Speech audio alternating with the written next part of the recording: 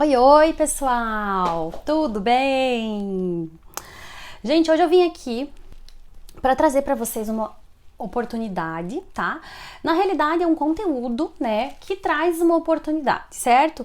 E por que eu tô trazendo isso para vocês? Vai ser um conteúdo um pouco diferente daquilo que o pessoal tá acostumado dos meus conteúdos, que são voltados para o diagnóstico operatório e para a intervenção, né, com jogos lógicos. Por que esse conteúdo que eu vou trazer hoje para vocês ele é considerado uma oportunidade, né? Porque eu quero mostrar para vocês, tá? Um ciclo evolutivo que eu segui na minha carreira e, obviamente, outras psicopedagogas também já seguiram, tá? Que é o ciclo evolutivo que nós devemos traçar para a gente chegar no reconhecimento, tá? Mas primeira coisa que eu queria falar para vocês é o que é reconhecimento para mim e o que é reconhecimento para você, por exemplo, né? Então vejam, eu não sou hipócrita de chegar aqui e falar para vocês que eu não acho importante ter reconhecimento na minha carreira, né? Porque assim, o que é reconhecimento, né? Reconhecimento é as pessoas reconhecerem, né? Certo? Então quem são as pessoas que importam no nosso trabalho? As escolas, as famílias, certo? Essas pessoas que importam, né? E claro, se chegar num dia que você for realizar a supervisão, as outras colegas, as outras psicopedagogas também, importa se elas reconhecem o seu trabalho, claro, né? E aí que eu digo pra vocês, então, o que é reconhecimento, né? Que foge, né, dessa abrangência que eu falei aqui pra vocês, das pessoas acharem o seu trabalho bom, né? O que é mais do que isso? Porque achar o seu trabalho bom é muito raso, né? Eu quero mais do que isso pra minha vida. Então eu vejo que o reconhecimento ele tem alguns pilares, tá? E o primeiro pilar do reconhecimento é você não deixar com que os seus clientes, no caso as famílias, né, os pais ou responsáveis das crianças que você está fazendo o atendimento, não deixar que eles abandonem o atendimento, né? Porque isso é um sinal de fracasso, certo? Se eles estão abandonando antes do final, antes de você dar, né, o aval de que eles podem encerrar, isso é uma forma de falta de reconhecimento, eles não estão dando valor para o seu trabalho, né? Então, para mim, reconhecimento é reter, né, essas famílias e os pais no atendimento, para que eu possa fechar os meus ciclos evolutivos, certo? E finalizar, né, o que eu quero, ter o resultado do que eu quero com aquela criança, com aquele aprendiz, né? Então, essa é uma forma de reconhecimento para mim, reter, certo? Os aprendizes no atendimento até que eu ache que eu devo, né, dar o aval pro pai e pra mãe para que eles possam encerrar, né?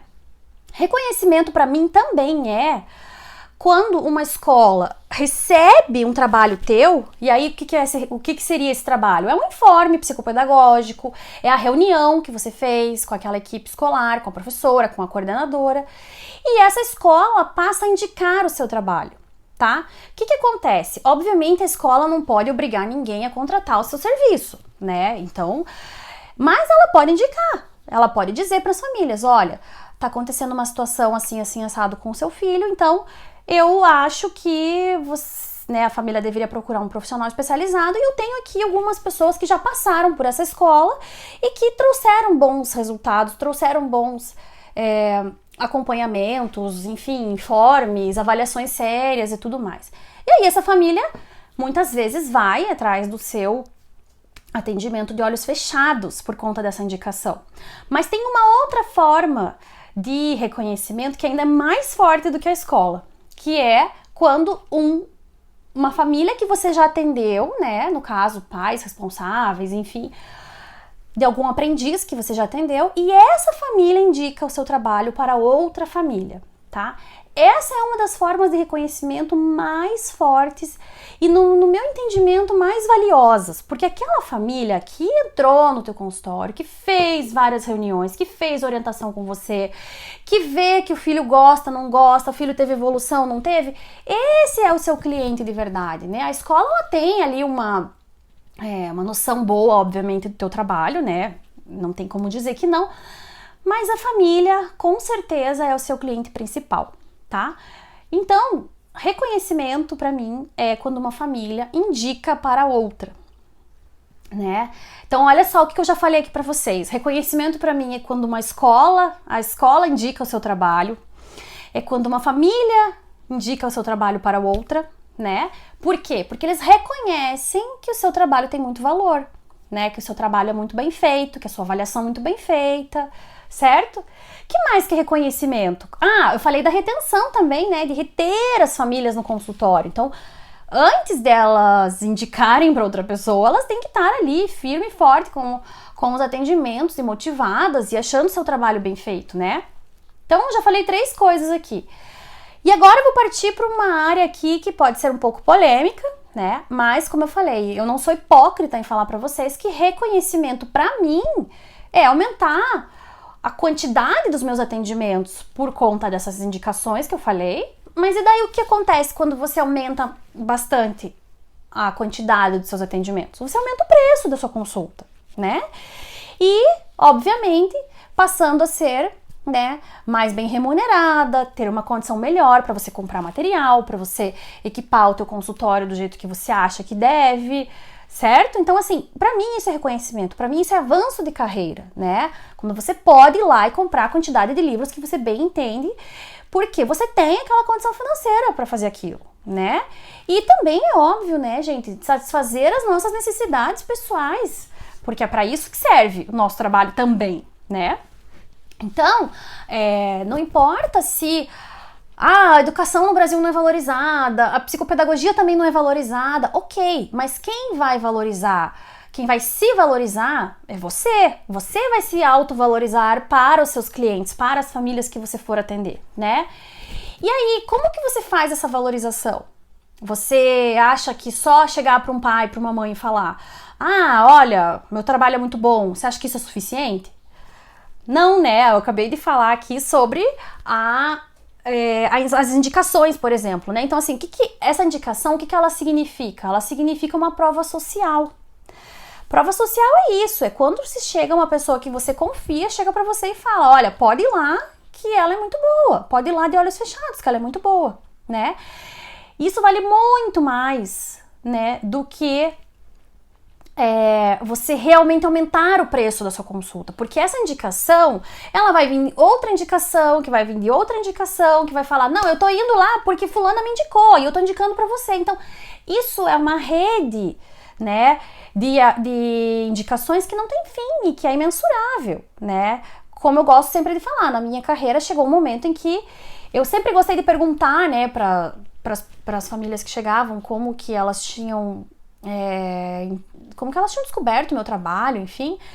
E chegou uma hora que eu não tinha mais esse controle, assim. Ah, eu tava numa festinha infantil e daí eu vi uma mãe lá no parquinho, ela falou pra mim de você, mas eu já nem sabia quem que era, porque, né, foi essa rede que foi se construindo e amplificando muito, né?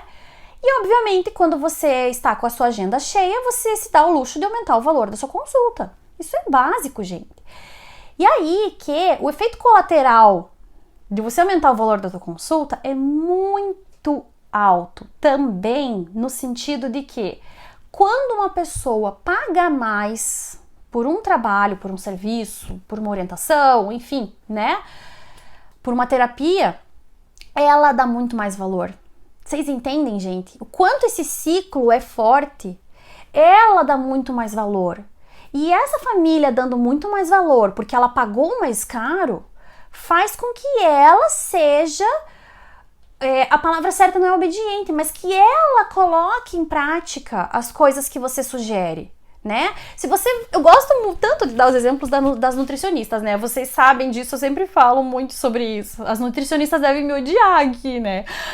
Mas a verdade é essa: se você vai numa nutricionista e que você pagou caríssimo, né, e ela foi indicada por pessoas que você confia, a tendência não é que você vai fazer o que ela tá mandando você fazer? Porque, poxa vida, você foi lá, pagou caro na consulta e você sabe que o trabalho dela é bom. Você vai chegar em casa e não vai fazer? Você vai ter muito mais estímulo para fazer, né, aquela reeducação alimentar que ela vai mandar para você, né? Porque você reconhece o trabalho dela e você reconhece aquela pessoa, aquele profissional, né? No caso, aquela profissional como autoridade.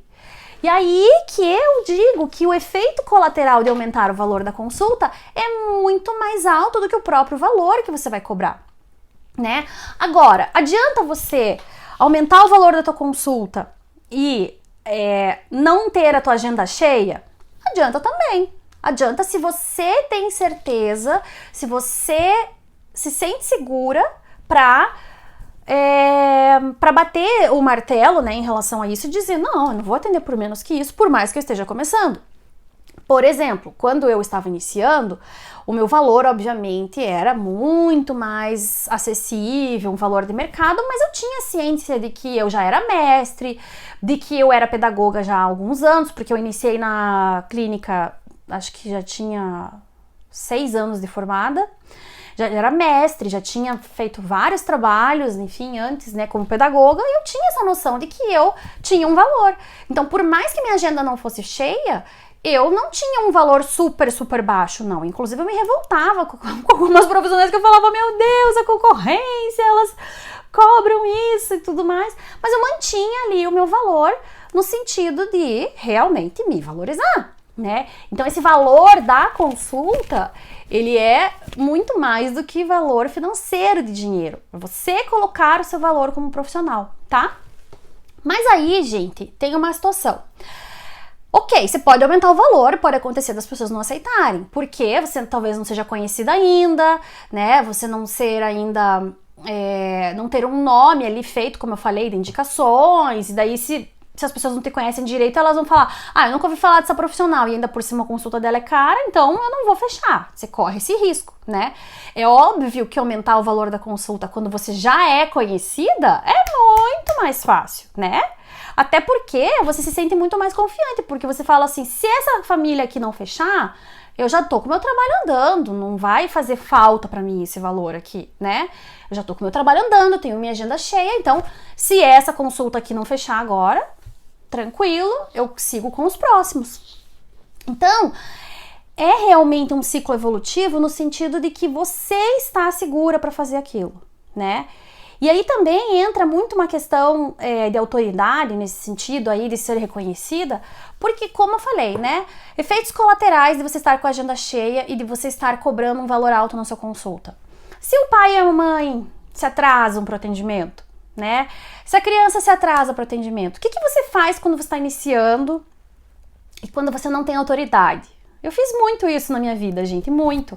Eu falava, não tem problema, eu já estava aqui mesmo. Estava aqui no consultório estudando, fazendo meus trabalhos administrativos e eu fico aqui com a criança aqui o tempo realmente que era o tempo da consulta, né? Seja se você atende 45 minutos, 40, 50, 1 hora, seja lá o que for, né? Inclusive já fiquei muito mais tempo com as crianças no consultório do que o combinado, né? Então assim, tinha essa possibilidade, porque minha agenda não era cheia, não estava lotada. Então tinha essa possibilidade. E isso é fato que isso não passa autoridade para os pais, né? Só que para eu entender isso, eu precisei passar por um período, né, por anos de carreira, digo até, que aí que realmente minha ficha caiu, de que o que eu estava fazendo não era bom, nem para mim, nem para a família e nem para a criança. Porque se eu não tinha autoridade perante os pais, no sentido de que eu ficava lá o tempo que eu podia, eles podiam chegar tarde, que eu atendia do mesmo jeito, consulta barata, né? O que estava acontecendo? Eu não estava passando autoridade para aqueles pais, para aquela família. E aí, eles não acatavam o que eu sugeria, né? E eu falava assim, poxa vida, mas eu tô aqui, tô me matando, tô fazendo tudo por essa criança. Eu gosto muito de falar, né? Tomava banho pensando na criança, o que eu vou fazer amanhã com essa criança, né? Intervenção e tudo mais. E os pais não faziam a parte deles, né? E não só não faziam a parte deles, como num belo determinado dia, sem qualquer aviso prévio, eles zarpavam do consultório. Porque eles decidiram que eles iam tirar férias, eles iam pra Disney, né? Enfim, eu já falei muito pra vocês, né, que eu sempre atendi em um bairro nobre aqui da minha cidade e tudo, então eu tinha que lidar com essas situações em que eu era trocada pela Disney, eu era trocada por situações que os pais não tinham eu não tinha autoridade, né, em relação às famílias, e os pais não tinham respeito em relação ao meu trabalho, né.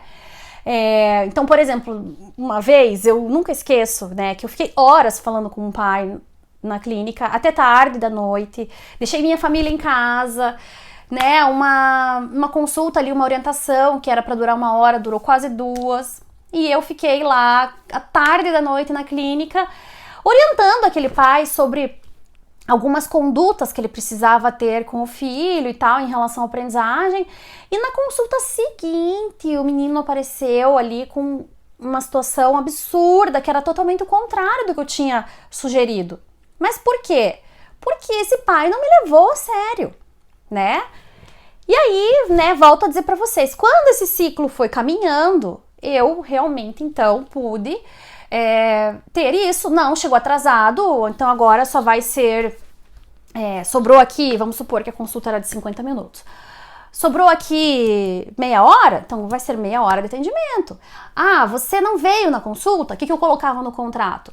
Aviso prévio com 24 horas de antecedência, só podia ter duas né, alterações ali no mês, né? E se eu tivesse agenda também, né, para alterar a consulta da criança, tudo. Então chegou aquele momento em que o pai e a mãe não desmarcavam mais. Eles não ficavam alterando horário. Eles sabiam que eu não ia ter outro horário para atender. Eles sabiam que eu não ia deixar de cobrar aquela consulta porque eles resolveram não ir em cima da hora, né? Então, assim, chegou aquele momento que eles falavam para mim, Michele, mês que vem eu consegui uma consulta, enfim, pra mim ou pro fulaninho, pra criança, pro pai, seja lá pra quem for, e eu não vou poder vir mês que vem. Então anota aí no teu cronograma, na tua agenda, que mês que vem, no dia tal, eu não venho. Vejam como isso é respeito, como isso é reconhecimento. E aí, eu realmente anotava lá, inclusive eu até já falava para uma próxima família, olha, você quer fazer uma consulta, né, aquela consulta inicial ali, né, que a gente faz um atendimento com o pai e com a mãe, eu tenho um horário para daqui a uma semana, sei lá, 7, 8 dias, 9 dias, e é o horário que eu tenho aqui. Enfim, não é o horário que você pode, é o horário que eu posso, né? E aí, tudo isso, né, então aqui no caso, por exemplo, não tem horário, a escassez, isso faz com que as pessoas valorizem o teu trabalho, né?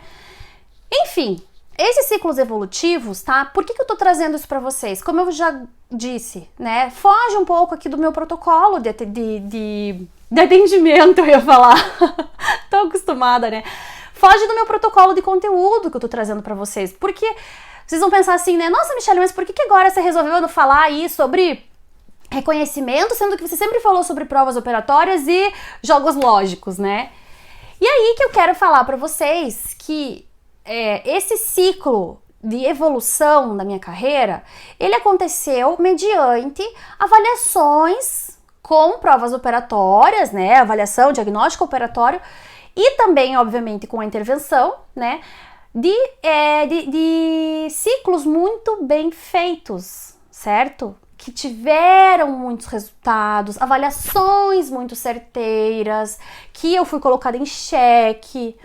E aí, mediante tudo isso, né, eu realmente tive esses ciclos de evolução, né, durante o meu período de atendimento. Então eu já contei várias vezes, né, para vocês que uma vez eu fiz uma avaliação com uma criança e depois de 6 meses a gente... Minto, 6 meses não, nesse caso foi 1 ano.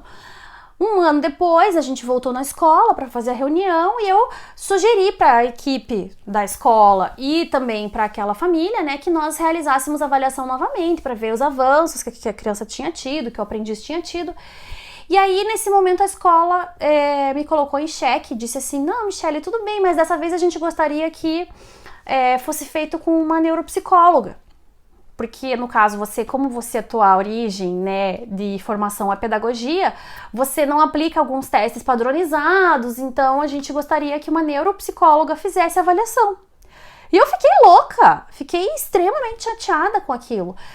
Na época eu era muito insegura. Hoje em dia eu jamais ficaria chateada, inclusive porque isso foi muito bom pra mim, né, e também porque a família tem direito, a criança tem direito. E aí...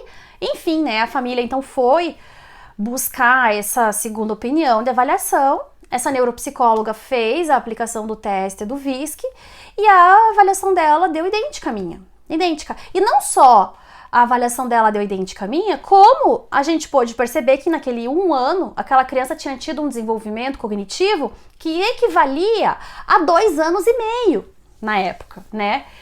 Então, tudo isso foi muito forte nesse atendimento em específico, e como eu estava fazendo essa devolutiva, no caso, né, para a escola, para a família e tudo mais, essa escola muito reconhecida aqui em Curitiba, né, uma escola muito grande, de nome, com famílias com poder aquisitivo alto, tudo isso fez com que eles passassem a me indicar para muitas famílias, e aí a minha agenda lotou, né, por conta de uma história assim. Depois também tive um outro marco na minha carreira, que foi uma situação que eu fiz a avaliação de uma criança com altas habilidades, mas que ela nem tinha chegado no consultório com essa queixa, sabe? E eu fiz realmente essa avaliação de uma forma muito correta, muito certeira e muito específica. E também essa família foi num instituto muito famoso aqui da nossa cidade também, que tem realmente um nome muito... com muita autoridade, né? E também a minha avaliação bateu com a avaliação do instituto, então...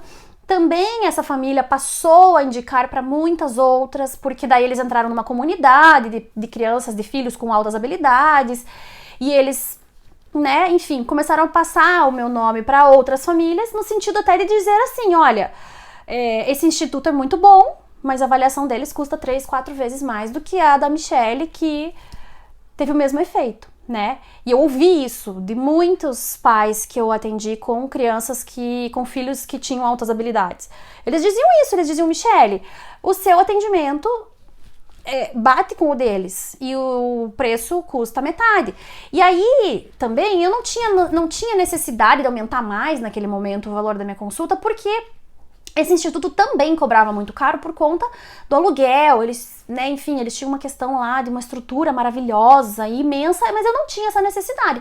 Por mais que eu estivesse cobrando caro na minha consulta, ainda assim era metade do preço desse instituto, né? E aí, então esses foram 2 exemplos que eu tive, né, que foram muito fortes, mas como eu falei, sempre com trabalhos muito certeiros, né?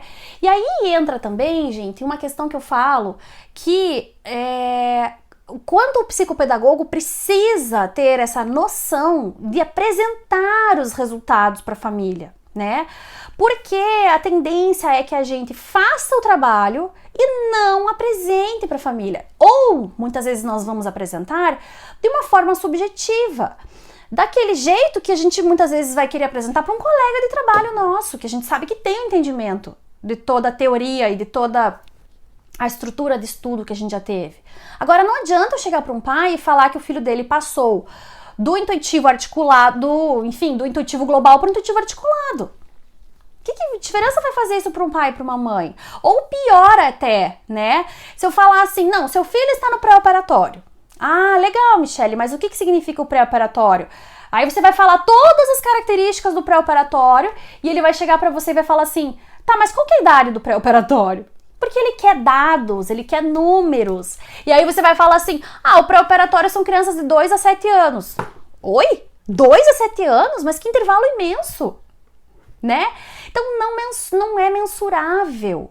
E quando você não tem essa situação de mensurar, você não consegue apresentar. E não apresentando, você não tem a retenção das famílias, dos pais, porque eles não têm motivação suficiente, né? Então, por que as faixas, por exemplo, das artes marciais existem, né? Porque é uma forma de incentivar cada vez que aquele atleta, não sei nem se eles chamam de atleta, enfim, mas, né, cada vez que evolui, né, aquele lutador, enfim, não sei como que eles chamam, mas assim, vai evoluindo a faixa, porque tem que ter esse incentivo, né? Então eu gosto também muito de contar, quando eu era criança, fazia natação, a gente entrava lá, a gente era um marisco, a criança bem pequenininha.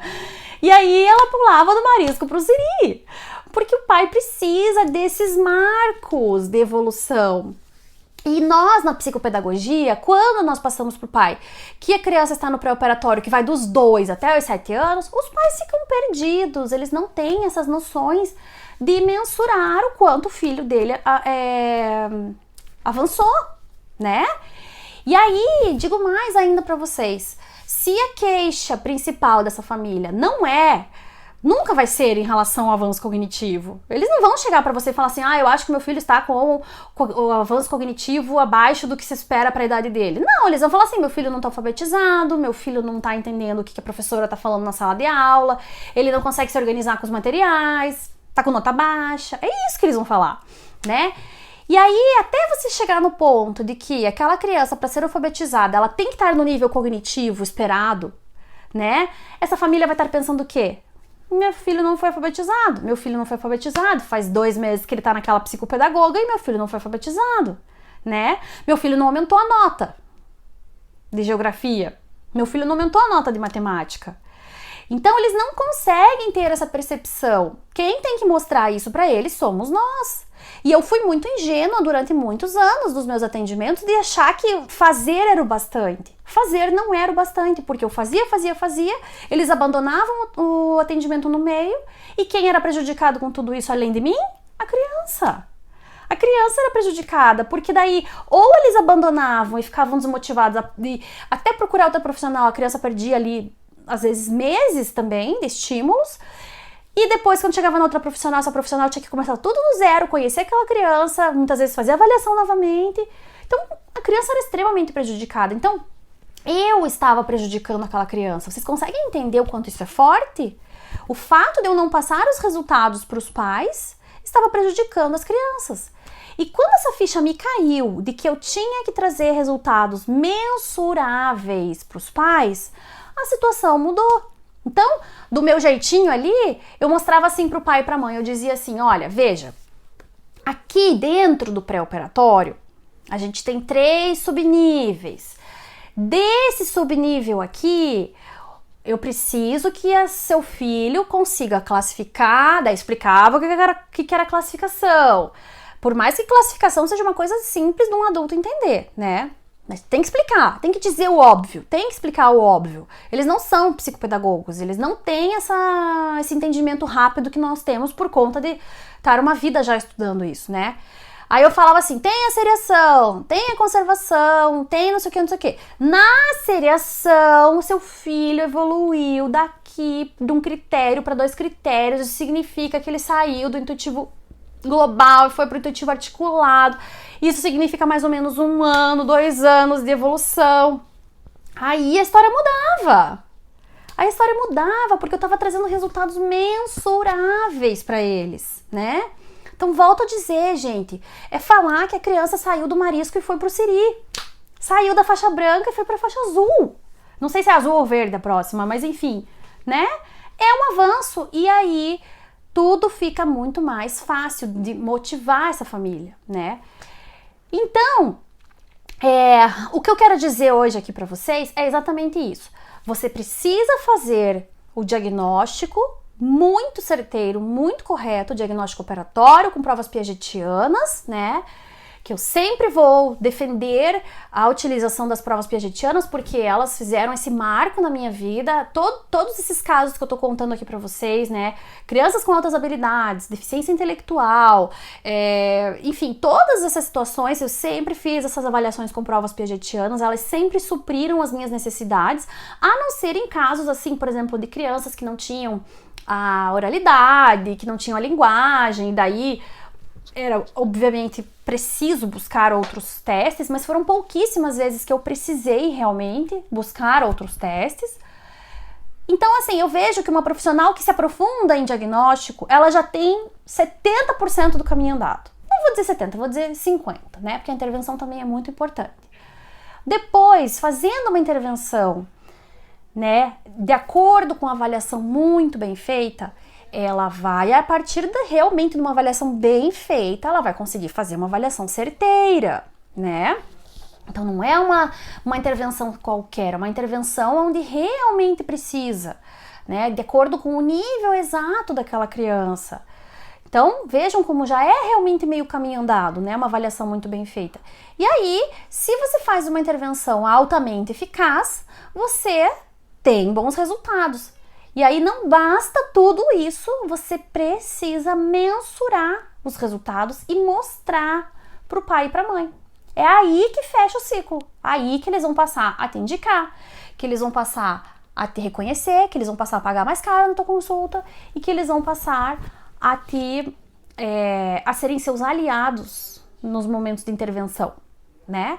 Porque é muito importante. Eu não tô dizendo que o psicopedagogo vai passar lição de casa para as crianças. Não, muito pelo contrário, eu sempre fui contra isso. Mas você pode sim exigir que aquela família seja seu aliado no sentido de jogar um jogo com aquela criança para que haja mais tempo de estímulos em relação a um raciocínio específico, um processo mental específico que você avaliou e que tem essa necessidade de estímulo, né? E aí, como eu falo, essa família vai ser sua aliada, né? E outras questões também fazem com que essa família seja sua aliada, né? Além desse reconhecimento, além dessa autoridade. É você, obviamente, fazer uma orientação bem feita, né? É você ter um material para oferecer para essa família, porque não adianta, os pais não vão ter material em casa, e se eles tiverem, eles vão usar o material errado. Então você vai oferecer o material e vai dizer, você vai usar esse daqui hoje, tá? E assim você vai realmente fazendo um caminho possível, né? Você vai realmente conduzir essa família. Não você chegar para a família e falar, seu filho está no pré-operatório, então eu acho que você tinha que instigar nele um raciocínio de classificação, né? Muito subjetivo. Não é a forma correta de caminhar junto com essa família. Tá bom, pessoal? Então, aí começa a se fechar o ciclo, né?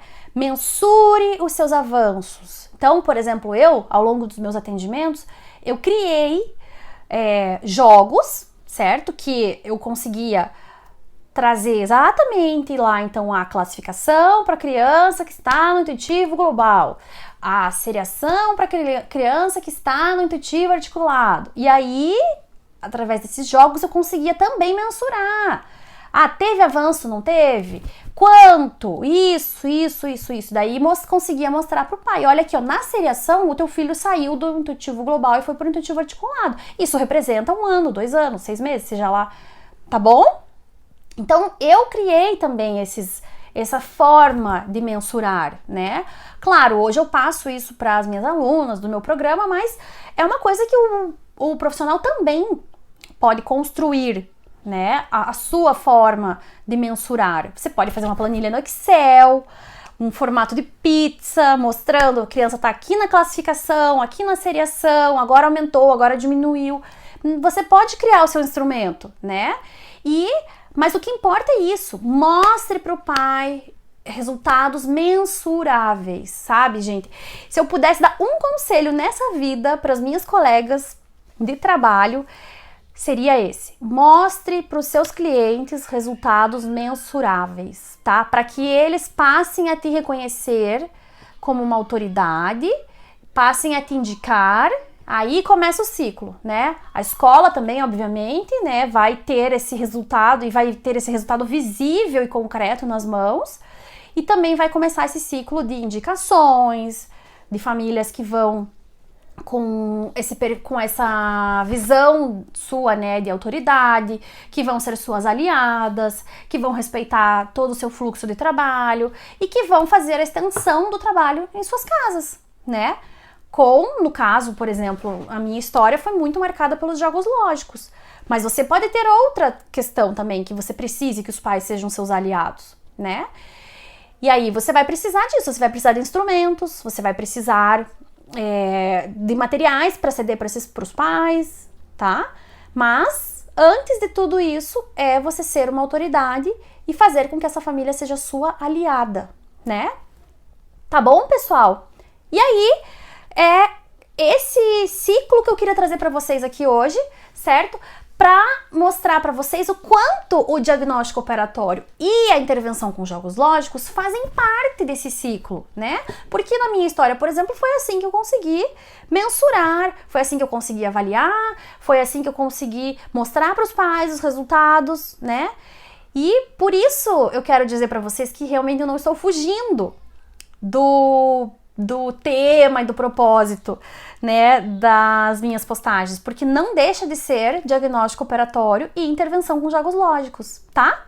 Mas é esse ciclo evolutivo que eu quero que vocês consigam traçar na carreira de vocês. Ciclo evolutivo que é o quê? Fazer um bom diagnóstico, uma intervenção eficaz, permanência da criança, né, da família no atendimento e a evolução da criança, né? A evolução de todo o seu trabalho, certo? Que mais que eu tinha para falar para vocês? Deixa eu pensar aqui. Ah, sim, claro, que eu queria deixar muito claro aqui para vocês. Esse ciclo, ele é fácil? Ele é típico? Ele é comum? Não, não é. Não é. Ele não é típico, ele não é comum e ele não é fácil. Mas ele é possível. Ele é possível se você for uma profissional que realmente sabe o que quer, que realmente vai atrás, que se capacita, que, né, não fica buscando só aquela formação super básica ali da especialização, que realmente vai atrás de outros conteúdos, que vai atrás de cursos realmente que sejam muito práticos e que sejam que agreguem muito valor aos seus atendimentos. E aí você é possível, é muito possível, né? Assim como eu, tem várias profissionais que têm muitas histórias para contar de carreira. E a minha carreira, enquanto psicopedagoga, nem foi tão comprida assim, né? De 2012 para cá, a gente tem somente 10 anos, sendo que... 10 anos não, desculpa. 8 anos, né? Sendo que muitas vezes as pessoas falam por aí que uma carreira muito próspera, no auge e tudo mais, né, seria em torno de 10 anos ou mais. Então vejam, né, é possível, certo? E quando eu falo pra vocês que o valor da minha consulta era alto, é porque o valor da minha consulta era alto, tá? Tanto que uma vez eu cheguei a postar na minha rede social o valor da minha consulta e uma colega, enfim, eu falo colega porque ela era formada também em psicopedagogia, eu não conhecia ela, né? Mas uma pessoa escreveu embaixo, né? Ah, tá. Até parece que uma consulta psicopedagógica vale isso. E sabe o que eu senti, gente? Eu senti várias coisas naquele comentário. Mas em primeiro lugar, eu senti pena não da pessoa, porque eu nem sei quem que ela é, mas pena da nossa categoria, de se autodesvalorizar. Aí você pode falar assim, ah, Michele, mas aqui onde eu trabalho, na minha cidade, as pessoas não são assim como você que conta lá que tinha uma clientela de elite. Aqui os pais não vão pagar. E eu digo pra vocês, gente, isso é prioridade. Isso não é valor, isso não é poder aquisitivo, tá? Porque quando eu cobrava barato dessas mesmas famílias com poder aquisitivo alto, elas não pagavam. Elas ficavam pechinchando o meu preço. Eu dizia que minha consulta custava R$70 e elas falavam, ah, mas não dá pra fazer 67, não dá pra fazer 65. E se eu fizer 2 vezes por semana? E quando eu cheguei lá no auge de tudo, que eu cheguei a cobrar 200 e pouco na minha consulta, não tinha pechincha. Não tinha, porque assim, ó, quer, não quer. Inclusive, você vai pagar esse valor, mas você vai vir aqui o horário que eu posso. Então, gente, é isso, sabe? É mudar a chave. Você não pode ficar achando que, porque aqui a minha clientela é diferente. Não, gente, isso é a pessoa te colocar como prioridade. Se ela tá sentindo uma dor do filho, né, que não tá conseguindo alcançar as metas da escola, que tá realmente ali, né, sofrendo, né, por não ter aqueles conhecimentos, ela vai colocar você como prioridade, certo? Agora, se você não se valorizar, ela não vai valorizar. E aí eu digo pra vocês, também tem uma outra situação. Eu tive vários atendimentos de famílias muito humildes também, tá? Que eu não baixava muito o valor, porque eu sabia, daí já num nível mais avançado da minha carreira, né, como eu falei pra vocês, eu sabia que se eu baixasse o valor, eles não iam fazer o que eu tava mandando fazer. E quem ia ser prejudicado era a criança. Então eu continuava, enfim, baixava, mas não tanto, porque era isso, assim, eles tinham que dar o valor, certo? E eu digo pra vocês, inclusive, que as famílias mais humildes que eu atendi eram as famílias que mais pagavam certinho, que pechinchavam menos, que iam lá assim certeiras, assim, não, você cobra isso? Então tá, beleza, vou fechar. Às vezes a família mais rica que tinha era aquela que falava, tá bom, vou ver. Aí 3 meses depois, uma vez, gente, eu atendi uma família, eu vou ter que contar essa história. Que medo de contar isso e... enfim, mas vamos lá. Tudo pelas minhas colegas, vamos lá. Uma vez, gente, eu atendi uma família milionária, tá? Pra vocês terem uma noção, eu descobri que eles tinham uma... ai, meu Deus, não sei se eu falo ou não. Eles tinham uma empresa de... uma empresa de avião aéreo. E foi uma família terrível de atender, terrível, eles não obedeciam nada, eles faltavam direto, e aí era pior ainda, porque daí ela falava assim, não, tudo bem, eu faltei, mas eu pago consulta mesmo não tendo ido. E aí eu não tinha autoridade nenhuma sobre eles, eles não valorizavam o trabalho, porque não doía no bolso deles. Então, gente, e isso foi muito marcante, porque foi uma situação muito difícil pra mim essa, dessa família extremamente, né, um poder aquisitivo tão alto assim. Eles não levavam a criança, quando levavam, daí não levavam, mas pagavam, enfim, né, me tratavam como um objeto ali, e a criança também. Enfim, né, não tive resultado nenhum com aquela criança, foi realmente muito ruim. Me fazia mal aqueles atendimentos, porque quando aquela criança ia, eu tinha que fazer todo um trabalho de acolhimento de novo. Não rendia nada, nada. E foi a família mais rica que eu atendi, de mais poder aquisitivo. Tá bom, gente? Então, é isso. Para finalizar aqui, contei uma história super, tanto com medo até disso, mas eu não quero nem saber, eu tô aqui para fazer isso para realmente fazer a diferença na vida de vocês, tá bom? Então, até a próxima aula que eu vou trazer mais oportunidades para vocês, tá?